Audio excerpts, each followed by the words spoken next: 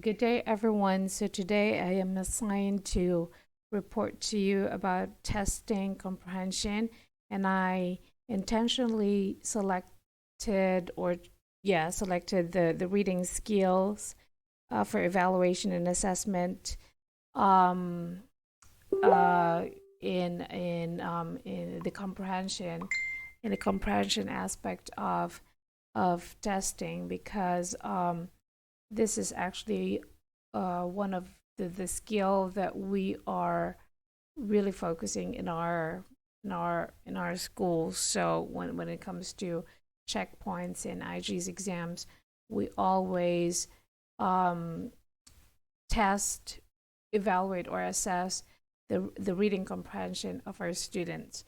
So this in this particular topic, it can relate more.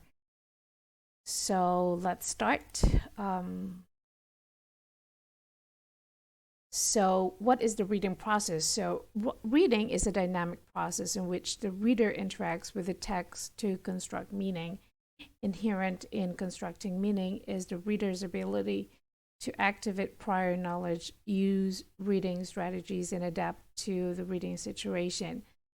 So what can a skilled reader do? A skilled reader rapidly and accurately decodes the words, attaches the meaning to words and sentences, connects text information to relevant background knowledge, maintains a mental representation of what he or she has already read, forms hypotheses about upcoming information, and makes decisions based on his or her purpose for reading, all at the same time. So, what influences reading difficulty? One is reading variables. So, what is it? It's the readings or the reader's background and subject or topic knowledge. It also touches the issues about cultural knowledge and their knowledge of the language in which the target texts are written. Most of our kids are having this particular issue. The reader's ability to process printed information is very critical. Another is the text variables. So, linguistic features of text clearly affect readability of text and reader's comprehension, and text type, organization, and so on, as well as text topic, influence how well readers can process meaning. Many features of text need to be considered in the design of tests of reading. So, what should assessment of reading focus on? So, Alderson argues that we should focus our assessment of reading on the target skills we want our students to develop. So, what are the major reading sub-skills? This includes reading quickly to skim for guessed, scan for specific details, and establish overall organization of the text, reading carefully for main ideas, supporting details, author's argument and purpose, relationship of paragraphs, and facts versus opinion, and drawing inferences from both stated and implied content. In order for us to enable reading skills, we must understand at a sentence level, so the lexicon, the syntax, and cohesive markers. We also have to understand in the student level their inter-sentence level. So example of that is the anaphoric, cataphoric reference, recognizing discourse markers, and also understanding the learner's level when it comes to component of nonlinear text, such as meaning of graph, chart labels, etc. Choosing text. How are we going to choose texts? So many sources for reading texts there are actually many sources for reading texts. So these includes purpose written, taken directly from authentic material, or adapted. So we can use a variety of text types too. So do not select text of a particular kind just because they're readily available. So sometimes the teachers are doing this. Most of the time when it comes to reading exercises, they just upload whatever they can find online. So be crucial, be careful about it. And we choose texts of appropriate length.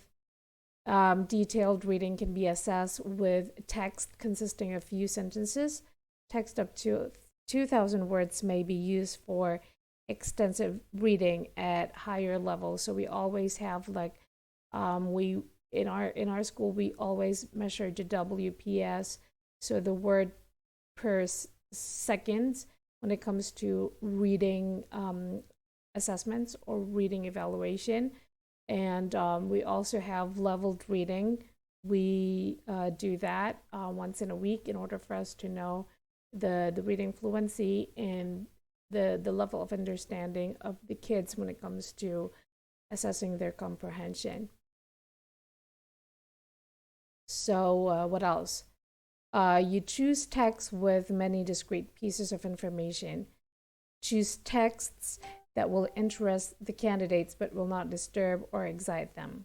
So we need to avoid texts with controversial or biased material that will have some issues when it comes to religion issues or political disputes or whatsoever. So these are not suitable for assessment because they can upset the candidates and affect the reliability of results. So you should also check the language of your reading texts. So 90% of the words in a text should be known to students for good comprehension. Choose topics within the experience of test takers. So however, avoid texts that contain information which is part of the test taker's general background knowledge. So how are we going to develop test items or questions?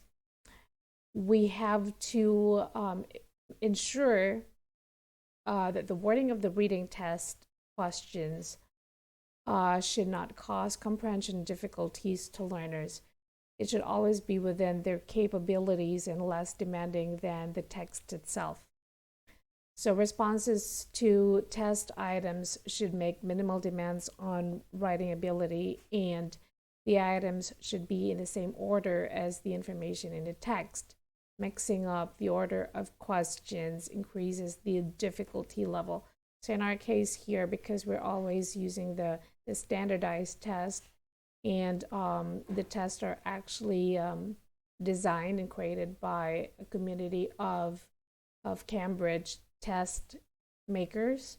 The tests are crucially designed. It has a lot of procedures and a lot of principles embedded in it. So it caters all levels and all all types of learners. Whereas if a teacher is the one who's going to do the test, or who's going to develop the test, or who's going to design the test, there could be a very big chance, 80% of the chances, this actually has been like there've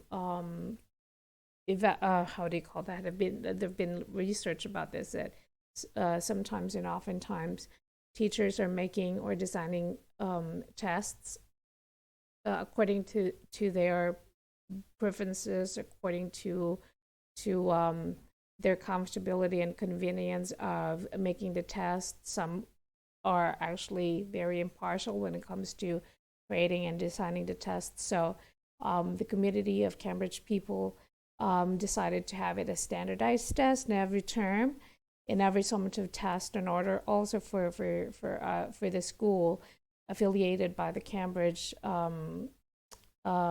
community to be assessed if we really follow their curriculum and stuff. So there are a lot of factors why we do the standardized tests. Okay, so let's move on. Assessing reading comprehension. So there are 3 levels of it. So the first level is what we call the literal comprehension, and it is the most obvious. Comprehension at this level involves surface meanings. At this level, teachers can ask students to find information and ideas that are explicitly stated in the text.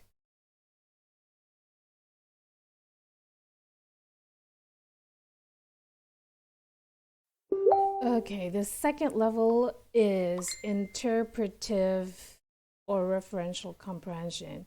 So at this level, students go beyond what is said and read for deeper meanings. They must be able to read critically and analyze carefully what they have read. Students need to be able to see relationships among ideas, for example, how ideas go together, and also see the implied meanings of these ideas. It's also obvious that before our students can do this, they have to first understand the ideas that are stated from the literal comprehension level. So the next level is the referential level of comprehension. So I think it's kind of like the same level with the first one, interpretative. So at this level, teachers can ask more challenging questions, such as asking students to do the following: rearrange the ideas or topics discussed in the text, explains the author's purpose of writing the text, summarize the main idea when this is not explicitly stated in the text, and select conclusions which can be deduced from the text they have read. So finally, we have the third level, okay, of comprehension, which is critical reading.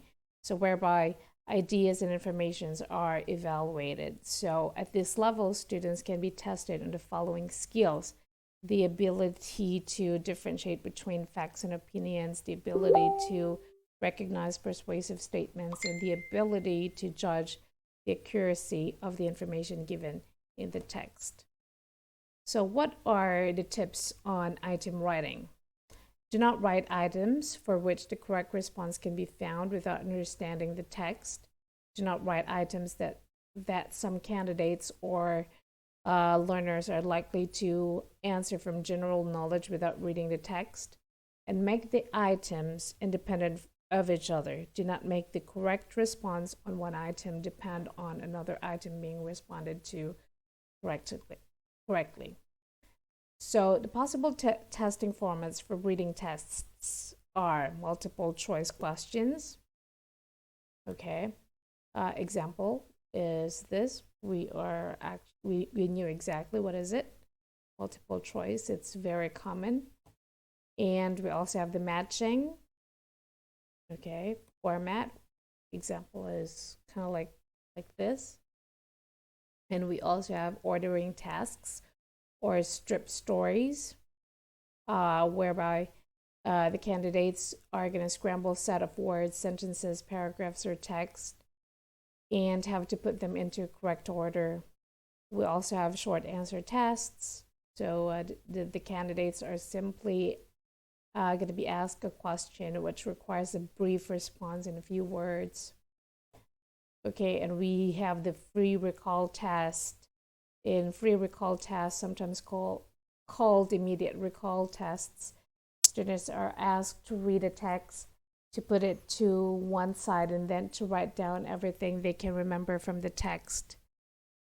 Okay, so we have this summary test. The students read a text and then are required to summarize the main ideas. So we also have the information transfer test. So the student's task is to identify the target text or text that require information and then transfer it, often in some transposed form, onto a table, map, figure, etc. So we have also the close tests, or whereby the examiners or the candidates, examinees or the candidates are going to read passages with the blanks representing words that are deleted from the original text. And we have types, a variety of close tests, by the way. We have the fixed one, the fixed ratio.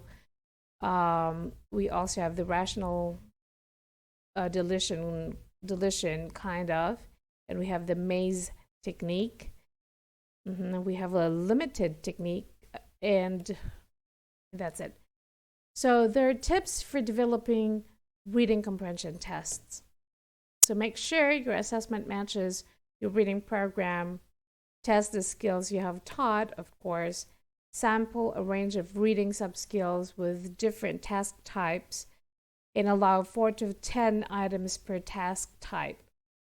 And choose a range of text types appropriate to your program. Consider students' background, knowledge, and interest in selecting text. Familiarity with the topic aids comprehension. Use authentic or adapted texts whenever possible. Exploit the entire text. Questions should cover all sections of a text. And assess inferencing and critical thinking. Include questions that require students to think beyond what they see in print. So I'm going to show you the samples of the tests that we usually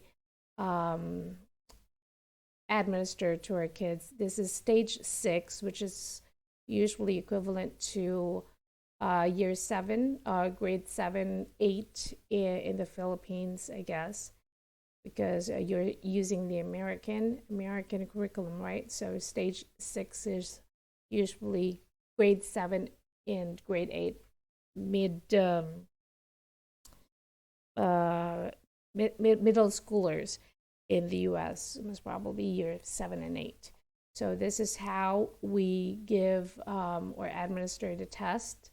This is the sample test.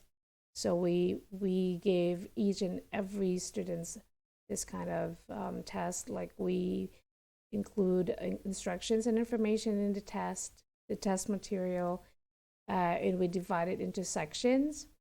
So section A, reading comprehension, we always remind them about the time that they're going to be spending in that particular text or test. So we usually do the ticking format. We're not using any other format but just the ticking and short answers, sort of like this. Okay.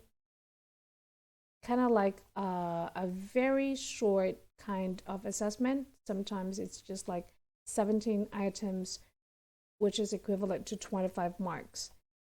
Now, if you're going to look here, this is the mark scheme.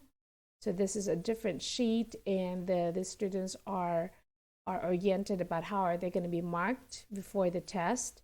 So the examiner will shortly give briefing to the students about how are they going to be marked, what are going to be the examination preparation, what are the things that they have to do inside the examination area, and how long are they going to be spending in the examination area. This is happening twice in a term. So usually we have one assessment and one term exams, but nowadays we're doing 2 assessments and 1 term exams. So the same exam procedure that we're going to follow in every testing days. So these are the marking schemes. So the kids will know their how many marks they're going to be having whenever they answer that particular question. Okay, and then this is the insert. So the kids are, or the students or the candidates are instructed to read the excerpts, okay, or the text first before taking before answering the test questionnaire. So they have to read the text first. They will be given 10 to 15 minutes. Or the lower primary, we're going to give them like 20 to 25 minutes to read 2 texts, most probably. For the higher primary, we're giving them like 10 to 15 minutes to read the test or the text. I mean, like say for example this one, they're going to be given 10 to 15 minutes to understand text, and then after that we're going to give them the